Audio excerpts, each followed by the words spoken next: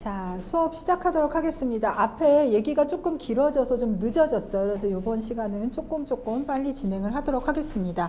자, 연구윤리 부분, 아마 여러분들 연구윤리에 대해서 재학생분들은 교육 받으신 분도 계실 거예요. 그리고 여러분들도 계속 받으실 기회가 좀 있을 거예요. 학교에서도 연구윤리 특강 같은 걸 지속적으로 진행을 해요. 저희 교수님들도 연구윤리 교육을 받지 않으면 학회지에 논문을 못 실도록 지금 이렇게 좀 바뀌는 추세예요. 그래서 받은 교육증 그런 거 계속 모아두고 그거 받았다는 증빙 서류 내고 계속 그렇게 진행이 돼요. 그래서 여러분들 계속 공부하시는 분들이라면 이 부분을 항상 고민을 하셔야 되는 거죠.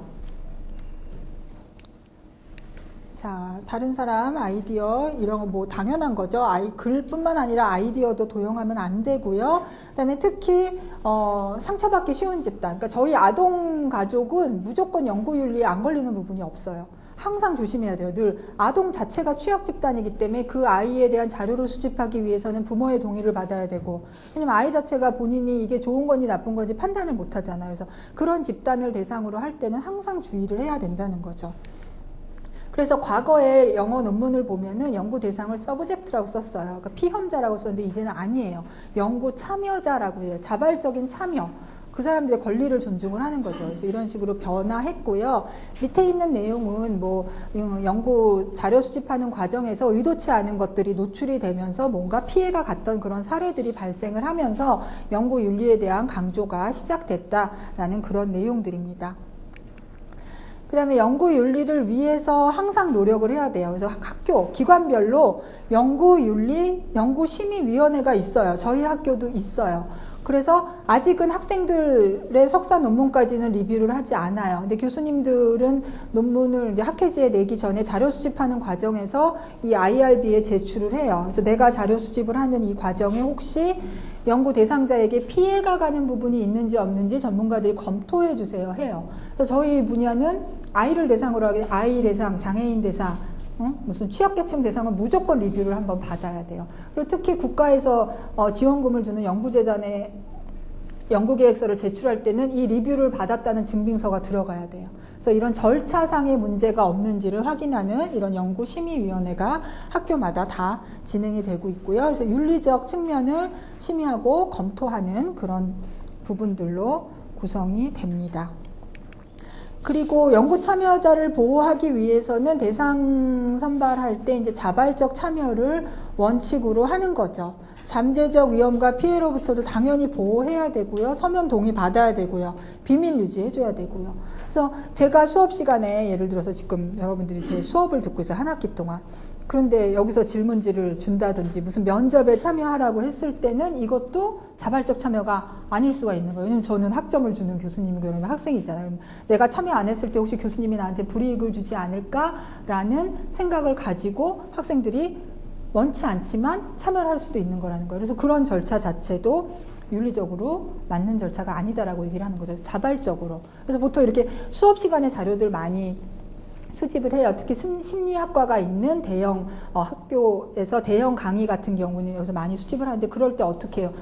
수업하는 교수님은 나가 있어야 되는 거예요. 영향을 주지 않기 위해서 나는 나가 있고 연구자가 원치 않으시면 안 하셔도 되고 자발적으로 참여하시고 서면 동의 받아서 보통 그렇게 진행이 되는 거죠. 그래서 어쨌건 자발적 참여하고 잠재적 위험으로부터도 보호를 해줘야 된다는 거예요.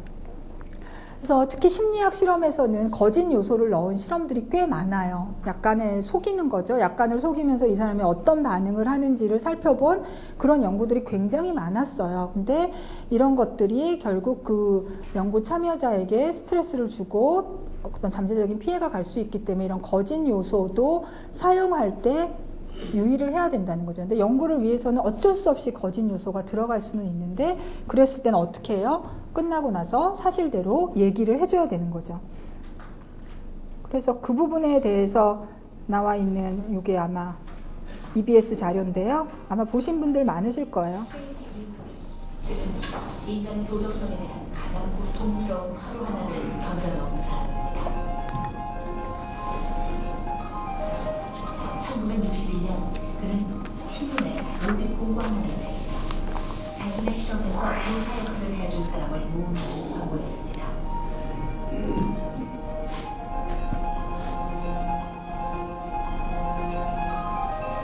신청자는 40명. You press the first switch and this will indicate to the teacher that you thought it was the first word. Generates electric shocks and you press one of the switches all the way down. 그들 앞에는 전기 충격기가 있습니다. 그들은 이제 칸막이 너머에 앉아있는 학생이 답이 틀릴 때마다 버튼을 눌러야만 합니다.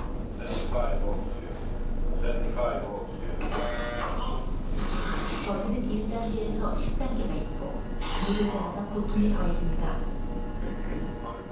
물론 실제로는 전기가 연결돼 있지 않고 학생 역할도 가짜지만 교사 역할자는 그것을 알지 못합니다.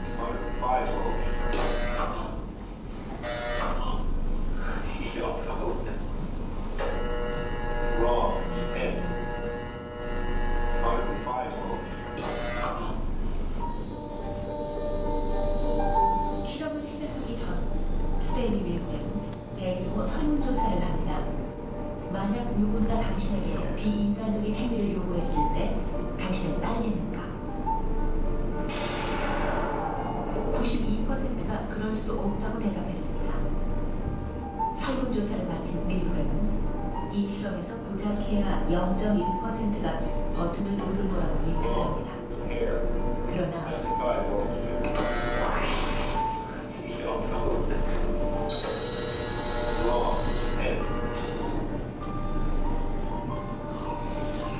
백지장보다 얇고 위태로운 게 바로 인간의 도덕성입니다. 이에 따르는 권위, 제도의 위력, 사단어를 받아들이는 심리적 의무화. 인간은 너무도 쉽게 그것들을 자신의 도덕성을 맡겨버립니다.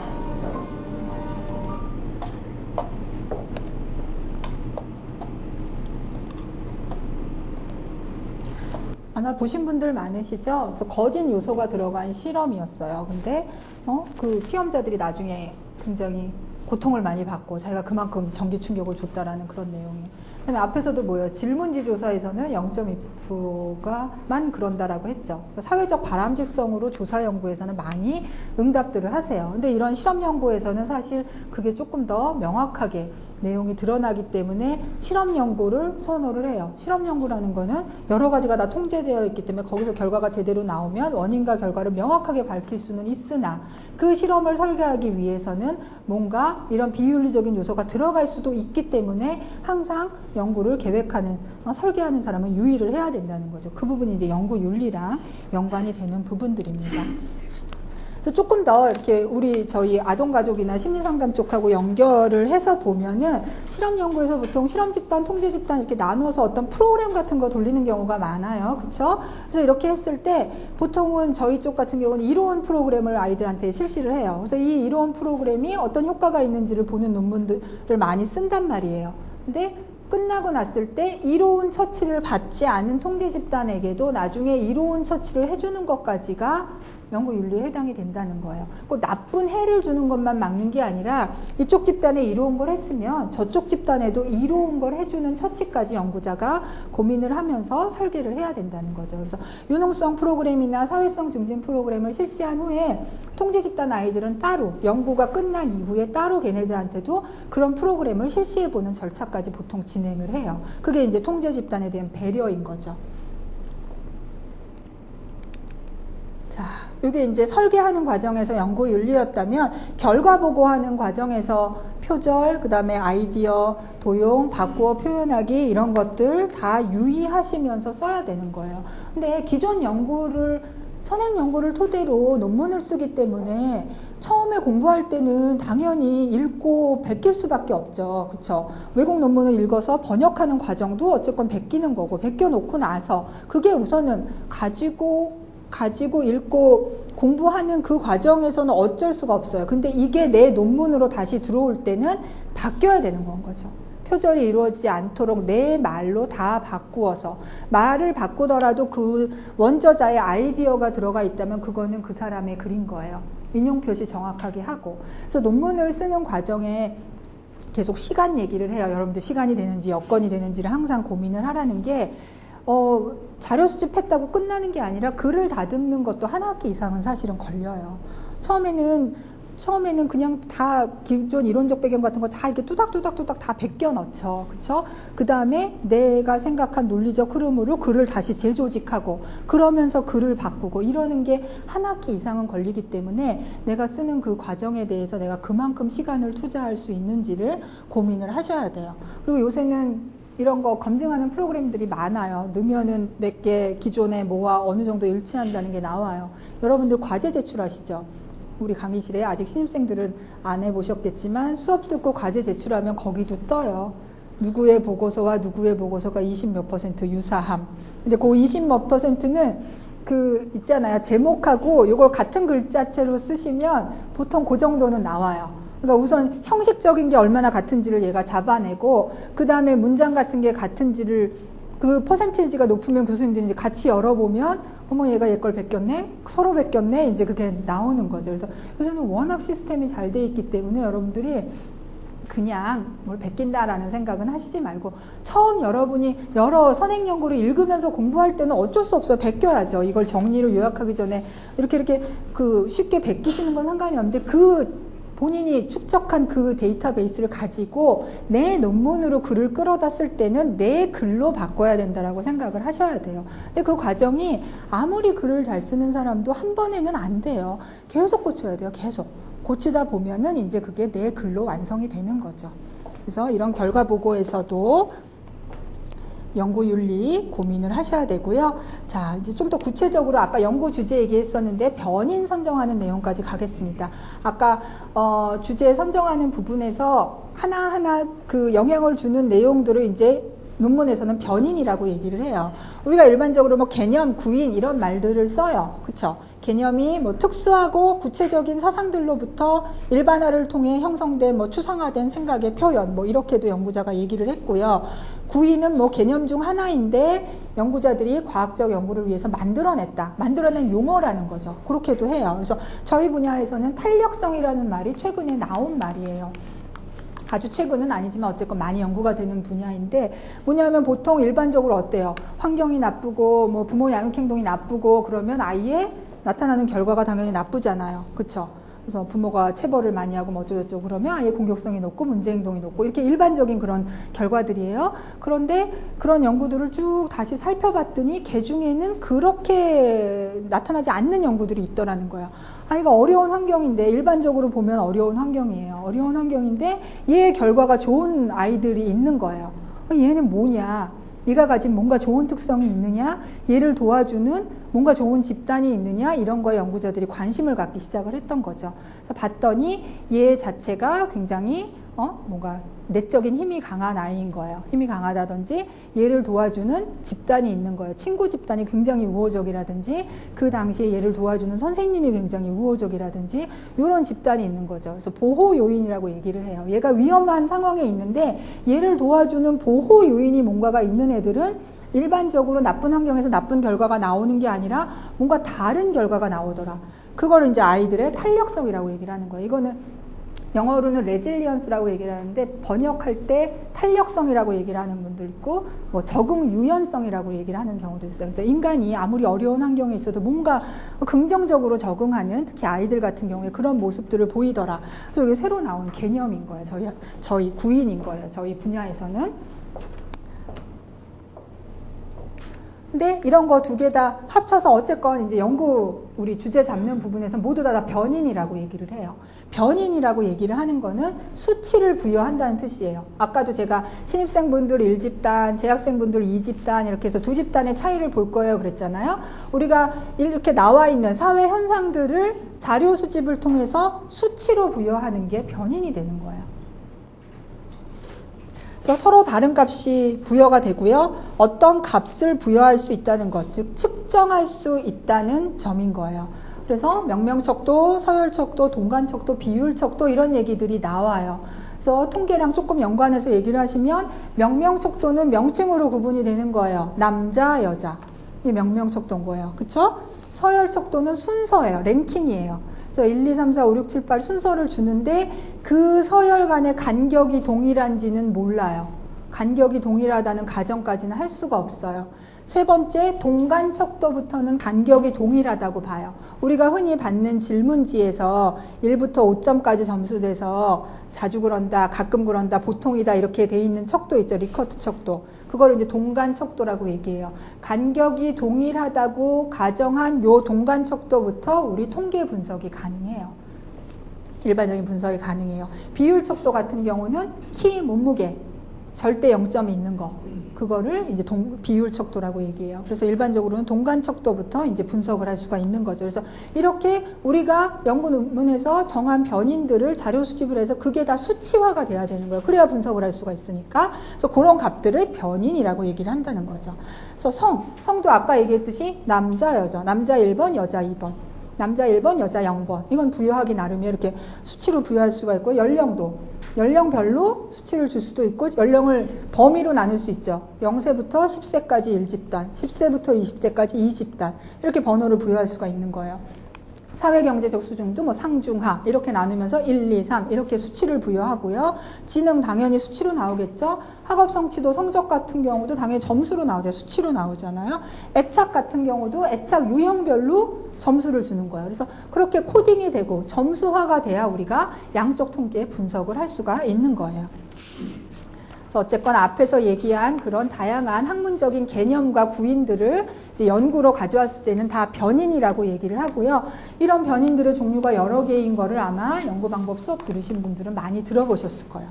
독립변인, 종속변인 뭐 이런 거 많이 들으셨을 거예요. 그쵸? 근데 여러분들 너무 이제 처음 이제 주제를 잡으셔야 될 때는 종속변인. 나의 종속변인이 무엇인지를 독립변인부터 생각하시지 말고요. 나의 종속변인이 무엇인지 이걸 하나를 딱 정하셔야 돼요.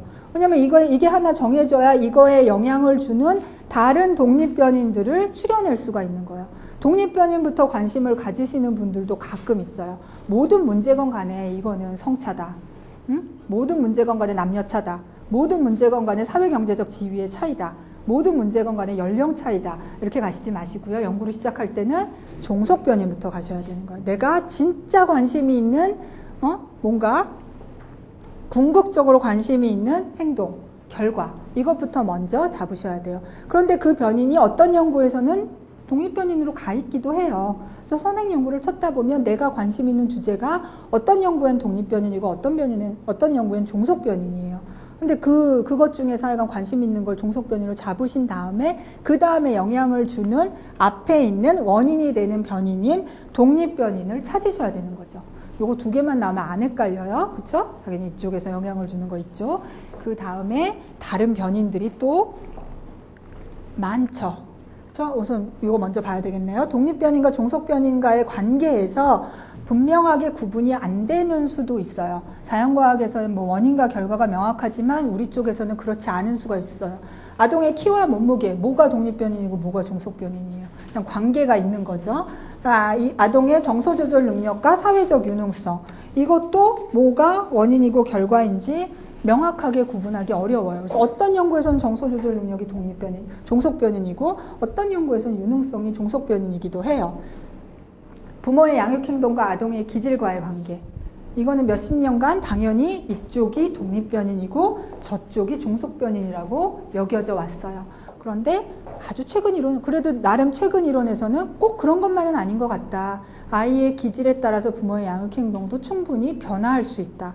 까다로운 기질의 아이를 가진 부모는 아무리 온정적인 양육행동을 하려고 해도 이 아래서부터 올라오는 분노가 어떻게 조절이 안 되는 수도 있고 분명히 아이의 쉽게 얘기하면 그 기라는 게 분명히 부모를 영향을 주는 부분이 있다. 관찰해 보세요. 아이한테 휘둘리는 부모가 분명히 있어요. 예전에는 부모가 먼저 태어났고 부모가 성인이었기 때문에 무조건 이게 이렇게 영향이 간다라고 영향을 이렇게 학자들이 설명을 했는데 그렇지 않은 결과들을 보고를 하면서 기질도 반대로 이게 독립변인일 수 있다라는 이론적 근거들을 제시를 하고 있는 거예요. 그래서 명확하지 않을 수도 있어요. 그래서 최근에 나온 연구들을 가지고 계속 고민을 하셔야 되는 거죠.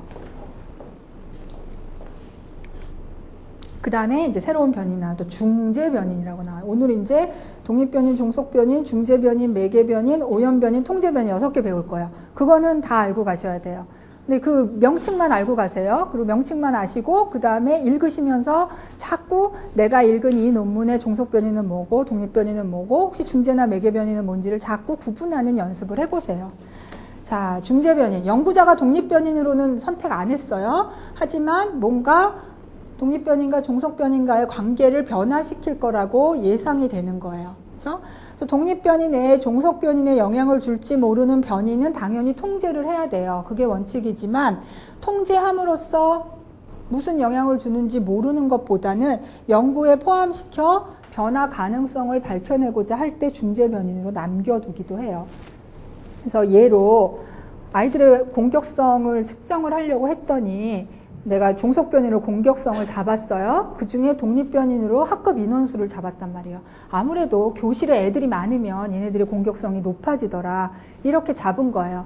근데 독립 변인, 종속 변인 잡았죠? 중재 변인으로 성별이 영향을 줄 거다.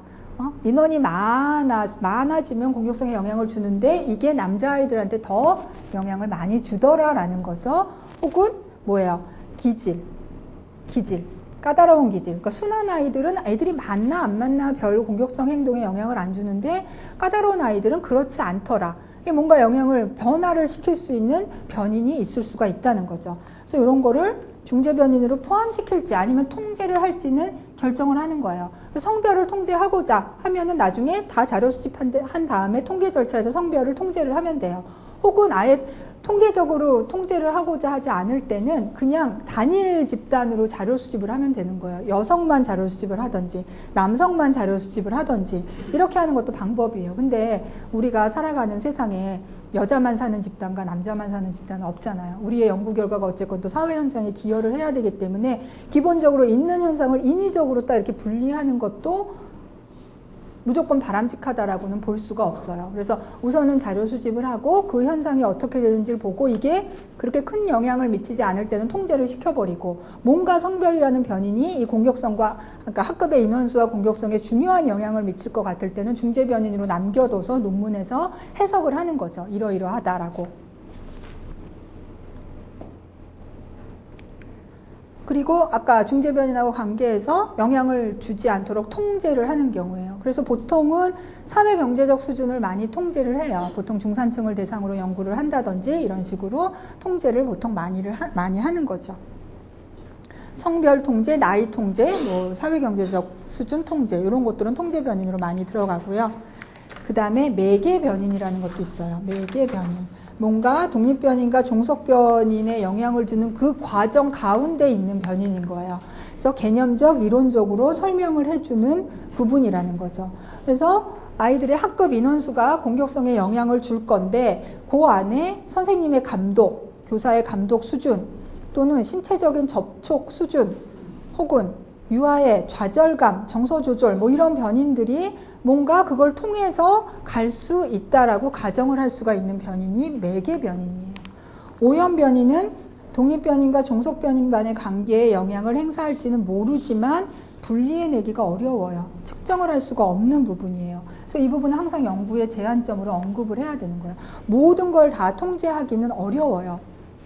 그래서 아까 얼핏 실험 연구 얘기했는데 실험 연구에는 가능하면 다 통제를 하지만 그럼에도 불구하고 통제하지 못하는 부분도 있어요. 그런 거로 이제 오염 변인으로 두고 설명을 해 주셔야 되는 거죠. 예를 들어서 아이들의 인원수가 공격성에 영향을 주는데 이전에 공격적 경험이 얼마나 있었는지까지는 확인이 불가능하잖아요. 그런 것들.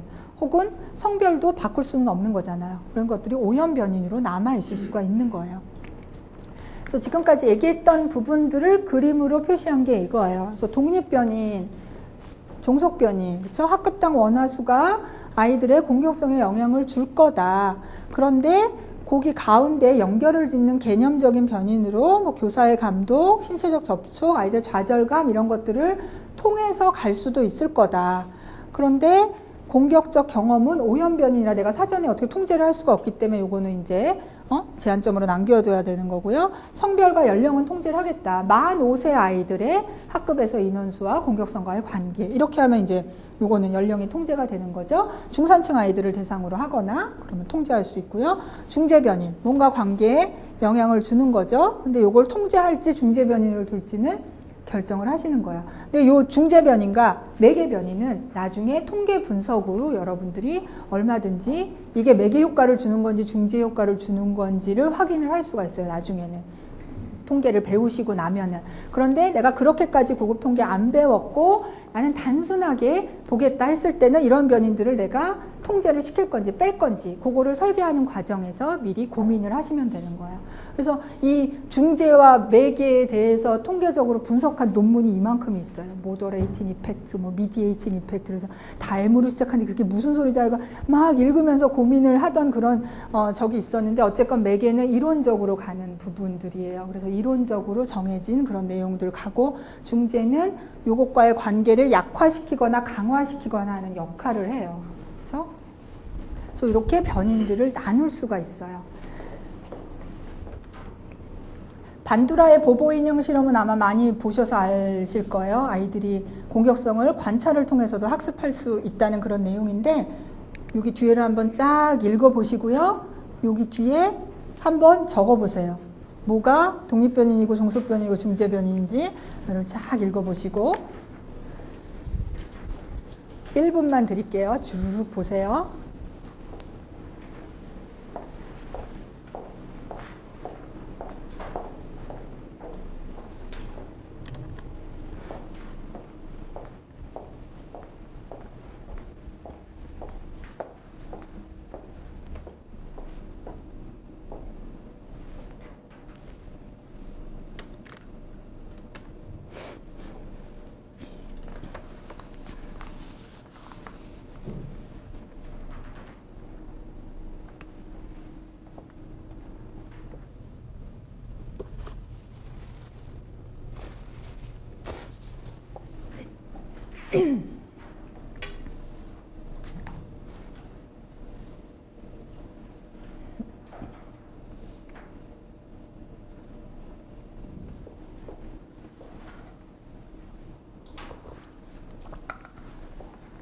자, 독립변이는 당연히 뭐겠어요? 공격적 행동을 관찰한 거예요, 아이들이. 공격적 행동을 관찰한 것이 종속변이인 공격적 행동에 영향을 주는지를 본 거예요. 종속변이는 공격적 행동이에요. 아이들이 나타나는 그 행동. 그래서 보상을 받는 집단, 체벌을 받는 집단 이런 것들을 아이들이 관찰한 거잖아요. 그렇죠? 공격적 행동을 관찰한 그 독립변인이 공격적 행동, 종속변인에 어떤 영향을 주는지 봤고요. 중재변인으로 들어간 게 여기서는 보상을 받느냐, 체벌을 받느냐 하는 부분이에요. 그 다음에 성별도 중재변인이 될 수가 있어요. 남자아이들이 조금 더 높게, 여기서까지는 보기는 어렵지만 성별도 중재변인이 될 수 있고요. 여기선 통제는 연령을 통제했어요. 같은 연령의 아이들을 했으니까. 뭐 연령이 어떻다는 얘기, 다르다는 얘기가 안 나왔죠. 그래서 연령이 통제되는 부분이에요. 그다음에 매개변이는 공격적 행동의 학습이에요. 관찰 학습이라는 게 여기서는 매개변인인 거예요. 그래서 이 반두라의 보보 인형 실험으로 공격적인 행동도 관찰을 통해서 학습될 수 있다는 게 발견이 된 거예요. 나중에 조금 꼼꼼히 읽어보시고 구분을 해보시면 좋을 것 같습니다. 그래서 이렇게 각 논문들을 읽을 때마다 그거의 변인들을 구분을 해보세요. 가끔 친절한 논문은 중재변인이 뭐고 매개변인이 뭐고 그래서 어떤 분석 방법을 썼다까지 친절하게 설명한 논문들이 있어요. 그렇지 않은 논문들도 있어요. 거기서도 본인이 이해한 그 개념적인 거를 자꾸 분류하는 연습을 하시면 도움이 될 것 같고요. 변인을 선정을 했으면 내 연구에서 정의를 해야 돼요. 연구에서 내 변인을 측정 가능하게 정의하는 거를 조작적 정의라고 얘기를 해요. 그래서 공격성을 개념적으로 어떤 이해하기 쉽게 정의하는 거라면 조작적 정의는 내가 측정할 수 있게 다시 정의를 하는 거예요. 그래서 논문에서 쓰이는 정의를 조작적 정의라고 얘기를 해요. 그래서 공격성이라는 걸 개념적 정의를 한 걸 보시면 환경으로부터 어떤 자극에 의해서 촉발되는 싸움의 본능, 이거 어떤 이론적인 근거에서 나온 거예요. 어떤 이론에 따르면 공격성을 이렇게 개념적 정의를 한단 말이에요. 그래서 나는 그 이론의 근거에서 공격성 연구를 할 건데 그러면 공격성을 측정 가능한 조작적 정의로 이렇게 정의를 내리겠다는 거죠. 교사에게 부정적인 피드백을 받은 상황, 다른 원아에게 자극을 받아 일으킨 싸움의 빈도, 자신을 놀리는 친구에게 느끼는 적대적 감정 이런 것들이 나타났을 때 나는 이걸 공격적 행동이라고 표시를 하고 측정을 하겠다라고 조작적 정의를 내린 거죠. 이제 또 다른 이론적 근거에 따라서 뭐 다른 개체에게 해로운 자극을 주는 행동, 이렇게 개념적 정의가 내려져 있는 이론적 근거에 따라서 조작적 정의를 한 걸 보면은 다른 원아에게 행한 해로운 언어적, 신체적 폭력 행동, 이렇게 나타난 거를 나는 측정하겠다라고 조작적 정의를 내릴 수가 있는 거죠. 조작적 정의는 논문에서 쓰이는 거는 구체적으로 측정 가능하게 누구나 읽고 같이 표시할 수 있도록 내리는 게 제일 좋아요. 하지만 그렇다고 너무 협소하게 조작적 정의를 내리면 나중에 논문을 다 쓰고 나서 결과를 일반화하는데 또 문제가 생길 수가 있는 거예요. 공격성 행동을 너무 협소하게 해놨어. 그래놓고 이거를 일반적인 공격성 행동에 다 적용이 된다라고 해석을 하는 거는 논리적 비약이잖아요. 그래서 조작적 정의는 가능하면 구체적으로 내리되 그게 나중에 일반화될 수도 있게끔 내리는 게 중요한 거예요. 그래서 그렇게 조작적 정의를 내려야 된다. 그러니까 여러분들이 내가 뭘 연구하겠다 했을 때 그거에 대한 선행 연구를 토대로 쭉 공부를 하신 다음에 조작적 정의를 내려서 측정이 가능하도록 진행을 하셔야 되는 거죠. 자, 제가 앞에서 신뢰도, 타당도 너무너무 중요하다고 얘기를 했잖아요. 그러려면 변인을 이제 선정하고 측정을 할 때 적합한 측정 도구를 선택을 해야 되는 거예요. 적합한 측정 도구는 최소한 신뢰도, 타당도가 제대로 된 거를 선택을 하셔야 되는 거죠. 그래서 척도를 사용하여 측정할 때 기본 과정 그냥 간단하게 보도록 하겠습니다. 어쨌건 수량화할 수 있어야 돼요. 우리는 양적 연구를 해야 되기 때문에 질문지, 조사 연구를 통하건 관찰 연구를 통하건 그거를 다시 수치화할 수 있는 부분이 들어가야 돼요. 하나의 변이는 여러 가지 측정 도구나 방법에 의해서 평가가 될 수 있어요. 공격성도 아까 얘기했듯이 자기 보고 형식이 있을 수가 있고요. 부모가 평정할 수도 있고 교사가 평정할 수도 있어요. 어떤 것이 적합하냐는 선행 연구를 토대로 판단하셔야 돼요. 이 부분은 연령대에 따라서도 달라요. 어린아이들, 초등학교 저학년 이하는 자기 보고가 안 된다고 일반적으로 봐요. 그래서 어린 연령은 부모나 교사가 평정해야 되고요. 초등 고학년부터는 자기 보고가 가능해요. 근데 과연 자기 보고가 진짜로 솔직할까? 이 부분에 또 의문이 있을 수 있는 거죠. 그렇기 때문에 어떤 측정 도구, 누구에 의해 평정하느냐도 선행 연구를 토대로 내 연구에 적합한 거를 선택을 하셔야 돼요. 그리고 항상 점수는 오차를 포함하고 있다는 걸 늘 염두에 두셔야 돼요. 그래서 신뢰도가 좋은 도구는 오차가 적은 도구여야 되는 거예요. 그럼 다양한 원천으로부터 수집된 측정 결과는 하나의 변인에 대해 보다 풍부한 자료를 제공을 해요. 그래서 사실은 연구를 할 때 공격성 하나를 측정할 때도 부모 평정, 교사 평정 같이 수집을 하기도 해요. 그래서 그 측정한 거의 객관성을 조금 높이는 거죠. 도구들마다 강점과 약점이 있다는 걸 명심을 하셔야 돼요. 그래서 여러 연구들을 읽다 보면 자주 쓰이는 도구들이 나와요. 그 변인에 자주 쓰이는 도구들이 나오는데 자주 쓰이는 도구라고 100% 좋은 도구라고는 할 수 없어요. 완벽한 도구는 없잖아요. 대신 장점과 단점이 뭔지를 명확하게 파악하고 내 연구에 가장 적합하다는 판단만 내리시면 되는 거예요. 그 다음에 측정 도구 다양한 것들 있죠. 지능, 적성, 학력검사, 성격검사, 태도척도 뭐 이렇게 있는데요. 지능, 학력검사 이런 것들 중에는 표준화된 검사들이 많아요. 특히 지능검사는 대부분 표준화된 검사들이 많아요. 표준화된 검사의 장점은 표준화가 되어 있기 때문에 그냥 쉽게 얘기하면 좋은 도구인 거예요. 좋은 도구이고 내가 그걸 측정했을 때 비교 대상도 있어요. 표준화가 돼 있다는 거, 우리나라 집단 아이들의 점수가 다 나와 있는 거예요. 그래서 내가 점수를 구했을 때 비교를 해서 평균과 높다 낮다까지 얘기를 할 수 있지만 표준화된 도구는 비용이 들어갈 때가 있어요. 질문지 하나당 500원 뭐 이렇게 그 라이센스를 주는데 비용을 내야 돼요. 그래서 여러분들이 쓰시기에 비용이 너무 많이 들어서 못할 수가 있어요. 예를 들어서 500 케이스를 해야 되는데 500원씩 다 내고 질문지를 사서 하기 어려운 경우도 있어요. 그럼에도 불구하고 내가 써야 되는 논문에 들어간다면 그런 표준화된 도구를 쓰실 수도 있고요. 근데 우리 쪽 사회과학이나 인문과학 쪽에서는 보통 태도척도 많이 쓰는데요. 이건 표준화되어 있는 게 많이 없어요. 많이 없고 그래서 외국에서 연구가 된 도구들을 우리나라에서 번안해서 쓰거나 뭐 이런 경우가 많거든요. 그래서 그 연구자에게 보통 이메일을 보내서 사용해도 되느냐라고 허락을 받고 쓰는 경우가 많아요. 그래서 보통 대부분은 인용만 적절히 하면 사용하는데 문제가 없다 이런 답변들이 많이 와요. 근데 간혹 공개하지 말고, 그러니까 문항을 공개하지 말고 써달라는 답변이 오기도 해요. 그러니까 인용하는 거는 당연한데 내가 만든 그 문항을 네 논문 뒤에 실지 말아라. 보통 논문에는 내가 쓴 도구들을 다 실어요. 문항들까지 다 싫어요. 다음 사람들이 연구하는 데 도움을 주고자. 그런데 그 개발한 사람이 문항이 공표되기를 원하지 않으면 싫지 말라라고 하기도 해요. 그래서 그 원 저자의 그거에 맞게끔 받아서 쓰시면 돼요. 보통 태도척도. 그래서 저희 그 문제 행동 같은 경우는 표준화된 게 있어요. 미국의 CBCL 같은 경우 우리나라에 와서 우리나라 아이들 대상으로 표준화된 게 있는데 그거 외에는 그렇게 표준화된 도구들이 많지는 않아요. 그래서 이런 척도, 사용법 이런 거에 대해서는 심리상담 분야의 수업에서 굉장히 자세하게 다룰 테니까 수업 시간에 보셔도 도움이 될 것 같고요.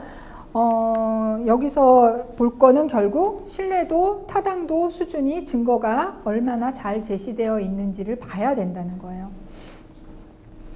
자, 세 번째 보시면 신뢰도, 타당도의 증거가 제시되어 있는지, 그 수준이 적절한지, 그 다음에 그거를 사용한 전문가들의 평가와 이를 사용한 연구 보고서를 통해서 유용성을 검사를 해야 돼요. 그러니까 선행 연구에서 잘 사용됐고 도구가 적절하다는 내용들이 계속 나온 그런 것들을 선택을 해야 되고 그 도구에 훈련이 필요한지 비용을 내야 되는지 이런 것들도 고민해보고 여러분 연구에 사용을 하셔야 됩니다. 그래서 일반적으로 이제 측정 도구 선정하는 기준 말씀을 드렸고요. 그래서 이제 중요한 부분이 신뢰도, 타당도예요. 그렇죠? 신뢰도, 검사 점수가 일관성이 있는가, 안정성이 있는가를 의미해요. 그래서 관찰 점수 혹은 검사 점수는 항상 진짜 점수랑 오차랑 섞여 있어요. 여러분 시험 볼 때 시험 점수 생각해 봐요. 내가 받은 80점이라는 점수가 나의 진짜 실력인가? 그 전날 잠을 못 잤고 약도 많이 먹었고 그래서 내가 뭔가 컨디션이 안 좋아서 뭔가 오차가 커서 나온 80점이지 나는 원래 90점은 받을 수 있을 거야 라고 생각했을 때 이 오차는 10점이나 차이가 나는 거예요. 그렇죠? 그래서 항상 모든 도구에는 오차 점수가, 점수에는 오차 점수가 들어가 있어요. 그래서 이거를 줄이도록 해야 된다는 거죠. 근데 자꾸 저희 분야 얘기를 안 할 수가 없는 게 저희는 아이들 대상으로 하잖아요. 아이들은 상황에 따라 영향을 너무 많이 받아요. 그래서 보통 아이들은 혼자 지필식 검사가 안 되기 때문에 보통 면접이나 관찰 많이 하는데 지능검사도 거의 면접 검사예요. 면접자가 마음에 안 들면 애들이 대답을 안 해요. 응? 안 해요? 그 다음에 이거 뭐 어떻게 했니? 그러면 나중에 대답을 안 했어요. 그래서 왜 안 했니? 그러면 낯선 사람이 물어보는데 내가 왜 대답을 해요? 라는 아이들도 있어요. 그래서 검사하는 사람과 아이들 간에 라포가 형성이 안 되면 신뢰감이 형성이 안 되면 애들이 답을 안 해요. 그래서 얘가 지능 점수가 바닥으로 나왔는데 진짜 지능 점수가 낮아서 그렇게 나온 게 아니라 제대로 검사가 안 이루어진 거예요. 그래서 항상 그런 오차가 있을 수 있다라는 걸 생각을 하고 특히 아이들 대상으로 할 땐 제대로 해야 되고 그렇지 않은 표준화된 그런 지능검사나 성격검사를 할 때도 여러분도 옛날에 시험 볼 때 생각해 보세요. 어떤 감독관 선생님 계속 따각따각 소리 내면서 왔다 갔다 하던지 뭐 자꾸 뭐 질문을 하시던지 그런 선생님들 가끔 계셨잖아요. 그래서 시험에 방해를 받는다고 느낀 그런 반과 전혀 그렇지 않은 반과 점수가 다를 수가 있단 말이에요. 그래서 표준화된 검사일 때는 그 매뉴얼에 나와 있는 절차대로 시행을 했을 때 그 점수를 믿을 수가 있는 거예요. 그래서 어쨌건 신뢰도는 진점수와 오차 점수가 구성이 되는데 이 오차를 줄이도록 항상 노력을 해야 된다는 거죠. 그래서 오차의 근원은 얘기했듯이 검사 실시 과정에서도 오차가 생길 수가 있어요. 그쵸? 그 다음에 검사 대상 자체의 상황에 따라서도 오차가 생겨요. 너무 필요하든지 별로 검사받고 싶지 않아. 내가 왜 여기 끌려와서 이걸 해야 되는지 모르겠어. 그러면 제대로 답변 안 할 수 있겠죠? 뭐 이런 것들. 그 다음에 측정 도구에 기인한 오차가 있을 수 있어요. 그래서 우리는 논문을 준비하는 분들이니까 이거를 고민하셔야 돼요. 관찰 연구, 조사 연구하고 연결을 지어서 보면 조사 연구를 만약 하시는 경영대학원 같은 분들은 무슨 만족도 조사를 하신다든지 질문지로 자료 수집을 많이 하실 텐데 간혹 적합한 질문지가 없어서 본인들이 질문지를 지도교수와 같이 개발을 하실 수도 있어요. 그때 명료하게 개발이 문항이 명료하지 않다든지 뭔가 그 질문지 자체가 제대로 안 됐을 때는 측정 도구에 기인한 오차가 생길 수밖에 없다는 거야. 뭔가 연구자의 의도가 들어간 문항, 결과가 잘 나오게 하는 문항 이런 걸로 구성된 그런 질문지는 제대로 된 질문지라고 볼 수가 없는 거죠. 그래서 이런 측정 도구에 기인한 오차를 줄이도록 그러니까 신뢰도 점수가 제대로 보고된 선행 연구에서 연구가 많이 된 그런 도구를 쓰는 게 가장 안전하다고 볼 수가 있습니다. 신뢰도를 높일 수 있는 방법이 있어요. 신뢰도는 문항이 많으면 높아져요. 그래서 여러분들 질문지를 개발을 할 때 내가 보고자 하는 문항을 많이 만들면 신뢰도 계수가 높게 나와요. 근데 문항이 많으면 응답자가 열심히 응답을 해요? 안 하죠. 그러니까 적정한 문항수의 신뢰도도 높이면서 타당도도 높이는 그런 도구들을 만들어야 되는 거예요. 그래서 명료하지 않은 문항, 다양하게 해석되는 문항이 있으면 신뢰도가 낮아져요. 그 다음에 지시와 상황을 표준화하고 외부 영향 받지 않도록 하고 일관성 있는 채점, 분석 절차를 유지를 하는 거죠. 그래서 좋은 도구라고 하는 거는 내가 보고자 하는 그 영역의 문항이 최소한 5개, 6개쯤은 돼야 신뢰도가 어느 정도 나와요.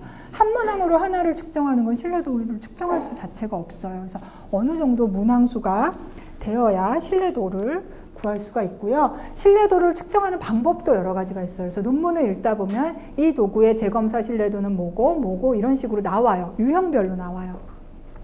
재검사 신뢰도는 검사를 여러 번 한다는 거예요. 검사를 2번 했을 때 둘 간의 점수가 얼마나 높게 나타나는 거예요. 그래서 동일한 검사를 한 집단에 2번 실시한 다음에 상관을 산출을 해요.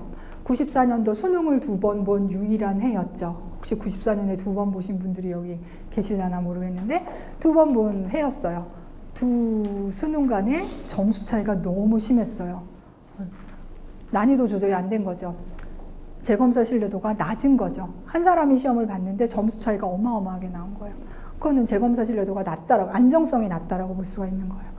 동형검사 신뢰도는 같은 거를 2번 보는 게 아니라 비슷한 유형으로 만드는 거예요. 지능검사를 2가지 유형인데 동형, 같은 형태로 만들어서 실시를 해보고 상관을 내는 거고요. 내적 합치도가 아마 연구에선 제일 많이 여러분들 보셨을 거예요. 크롬박 알파라는 수치로 나와요. 그렇죠? 문항이 얼마나 동일한가, 그 내가 구하고자 하는 공격성이라는 걸 측정하는 문항을 내가 7개를 만들었는데 그 문항들이 다 공격성을 측정하는 문항들로 동일하면은 내적 합치도가 높게 나와요. 근데 그 안에 문항 중에 공격성을 측정하는 게 아니라 엉뚱한 문항이 하나 들어가 있으면 내적 합치도가 낮게 나와요. 그런 식으로. 그 다음에 채점자 간 신뢰도. 채점을 하는 사람들끼리, 관찰 연구 같은 경우에 많이 들어가겠죠? 채점을 하는 사람들끼리의 점수가 얼마나 동일한가를 보는 거예요. 여러분 78페이지 보세요. 78페이지 보면 제가 다양한 관찰 및 척도 질문지 해놨어요.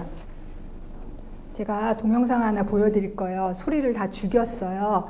여기 빨간 옷 입은 아이 보이시죠? 이 빨간 옷 입은 요 남자애를 보고서 거기 있는 문항, 이 아이는 물고 물건을 던지는 등, 때리고 물건을 던지는 등 타인을 신체적으로 공격한다. 다른 사람의 물건을 고의로 부순다. 이 문항들에 대해서 한번 평정을 해보세요. 1점이 안 그렇다는 거고 4점이 매우 그렇다는 거예요.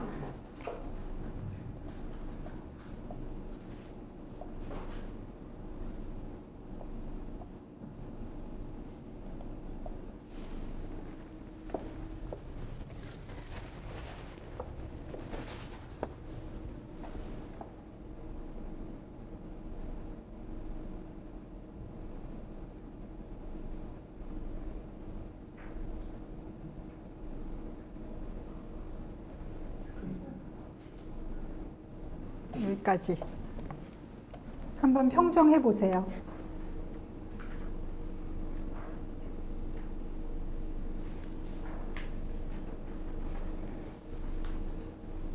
다 하셨으면 옆 사람 거 이렇게 슬쩍 서로 봐보세요.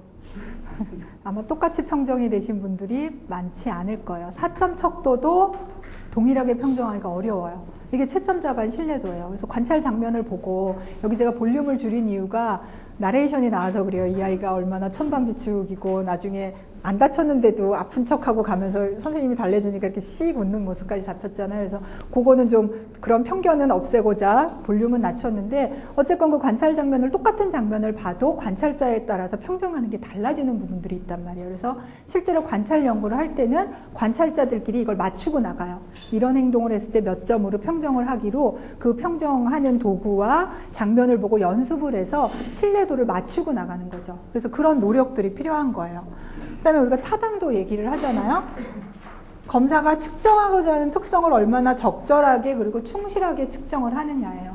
신뢰도, 타당도 2개 다 잡아야 돼요, 우리가. 요 관역판 보시면 얘가 제일 좋은 거예요. 가운데 관역에 모두가 몰려 있으면 신뢰도도 높고 타당도도 높은 거예요. 쟤는 신뢰도도 높아요. 한 군데 모여 있으니까.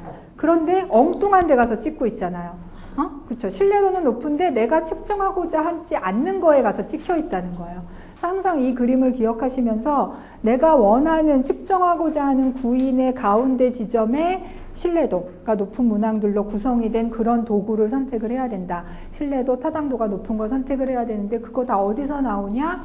선행 연구를 토대로, 선행 연구의 그런 연구의 제한점 부분에 그런 내용들이 다 나와 있어요.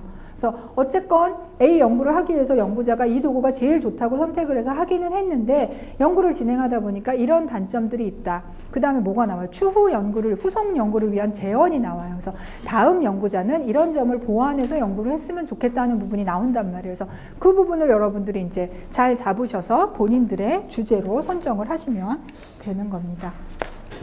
그다음에 아까 얘기했듯이 타당도도 신뢰도처럼 종류가 여러 가지예요. 예언 타당도는 내가 이 측정하는 게 얼마나 그 다음 행동을 예측해 주느냐인 거예요. 그래서 수능 점수가 대학 들어와서 대학교에서 학점을 예측해 주느냐, 예측을 잘하면 이게 예언 타당도가 되는 거예요. 공인 타당도는 그 비슷한 구인들을 잘 측정을 하느냐, 수능과 학교 내에서 모의고사 점수와 내신과 점수가 비슷하게 나오느냐, 이런 공인 타당도가 높다라고 보는 거예요.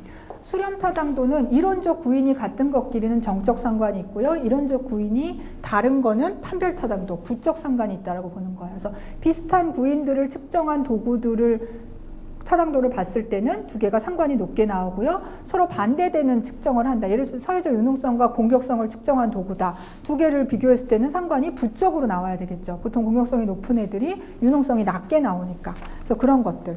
그래서 이렇게 타당도 종류가 있고요. 일반적으로 논문을 쓸 때 타당도에서 요인 분석이라는 걸 많이 해요. 여러분들 아까 뒤에 봤던 척도 부분 다시 한번 넘겨서 볼게요. 여러분들 평정한 거 말고 그 뒤에 장 넘겨보시면 이게 스캔한 자료라서 아주 명확하진 않은데 79페이지 보시면 위에 제가 신체적 공격성 써있고 그 밑에 문항이 6개가 나오죠. 1번부터 6번. 그다음 밑에 관계적 공격성 행동하고 문항이 또 6개가 나와요. 이렇게 도구가 만들어졌다는 거예요. 그래서 이렇게 만들어진 도구를 가지고 내가 한 200명을 대상으로 질문지를 했어요. 관찰을 하던 뭘 해서 이 자료를 수집을 했어요.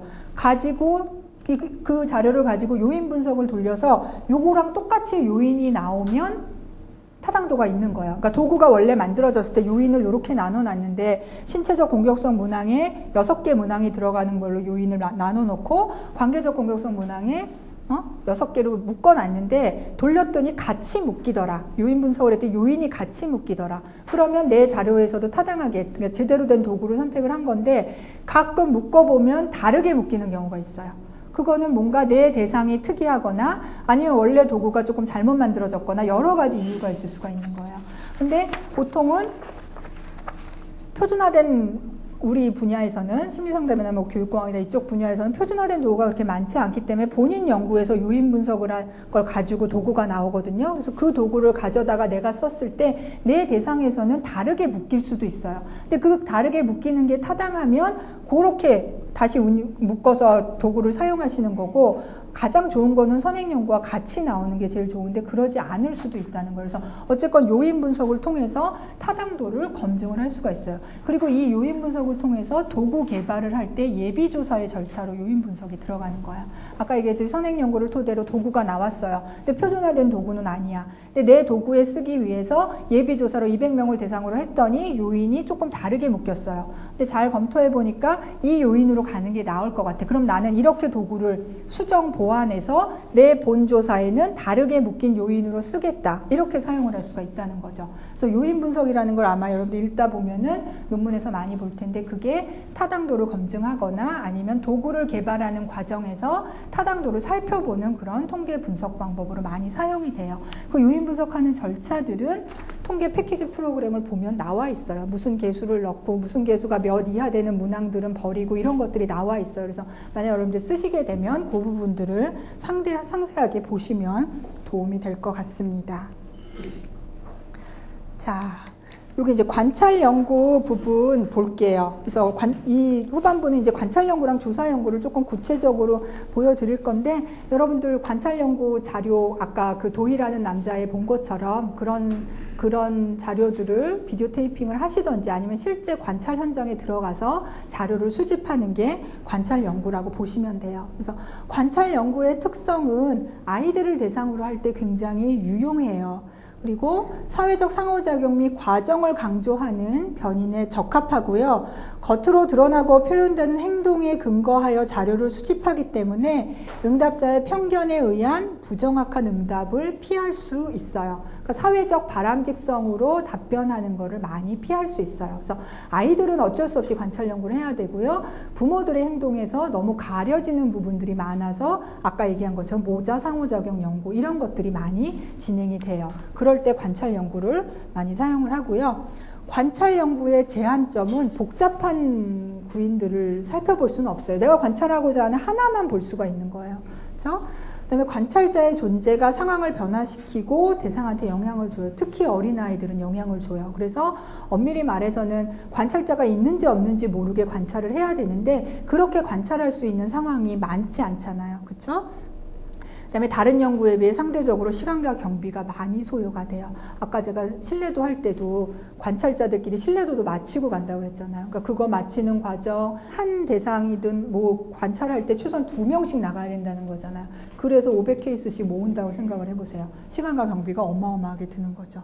그 다음에 관찰의 신뢰도를 높이는 것도 사실은 쉽지가 않아요. 아까 말씀드렸듯이 4점 척도에서도 두 사람 간의 그런 일치도를 보기가 어려운데 더 척도 범위가 늘어나면은 보기가 더 어렵다는 거죠. 그래서 이렇게 관찰 연구가 이런 제한점이 많음에도 불구하고 관찰 연구를 쓸 수밖에 없는 상황들이 있고요. 있어요. 특히 영유아 대상일 때는. 그래서 그런 경우 혹은 부모님들의 행동 같은 경우를 좀 상세하게 봐야 될 때는 관찰 연구를 써요. 근데 이런 관찰 연구를 할 때는 자료 수집 과정이 얘기했듯이 시간과 비용이 너무 많이 들어요.